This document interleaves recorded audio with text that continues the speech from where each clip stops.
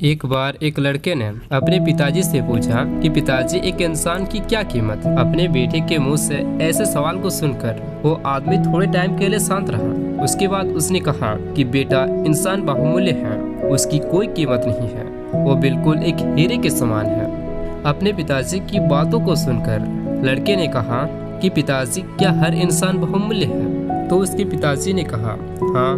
लड़के ने दोबारा से पूछा, तो फिर कोई अमीर तो कोई गरीब, तो कोई दुखी तो कोई सुखी है, किसी को कम रिस्पेक्ट तो किसी को ज्यादा रिस्पेक्ट, ऐसा क्यों है? अब इस बात को समझाने के लिए वो आदमी अपने बेटे को एक लोहे की दुकान पर ले गया जहां ढेर सारे लोहे के सामान बिक रहे थे। वहां से उसने एक लोहे की रड उठाई और अपने बेटे को दिखाते हुए पूछा कि बताओ, इसकी क्या कीमत होगी? लड़के ने रड की तरफ देखा और कहा यूं ही कोई 200-300 रुपये की होगी।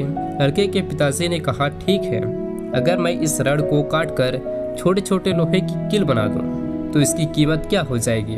लड़के ने कहा फिर तो इसकी कीमत हजारों रुपए के आसपास आ जाएगी। लड़के के पिताजी ने कहा ठीक है, ये बताओ, अगर मैं इस लोहे की रड को काट कर छोटे छोटे स्प्रिंग और घड़ी के पार्ट बनाऊं तो इसकी क्या कीमत हो जाएगी?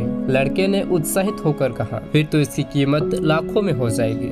लड़के के पिताजी ने लड़के को समझाते हुए कहा कि देखो, ये तो लोहे की वही रड है, लेकिन किस तरीके से आकार में परिवर्तन होने से इसकी कीमत में उतार चढ़ाव हुआ है। ठीक उसी प्रकार मनुष्य की कीमत इसमें नहीं है कि वो अभी क्या है, बल्कि मनुष्य की कीमत इसमें है कि अपने आप को वो क्या बना सकता है। दोस्तों, ये दोनों चीज मनुष्य के हाथ में ही है। हम चाहे तो खुद को मूल्यवान बना सकते हैं और चाहे तो खुद को नीचे गिरा सकते हैं।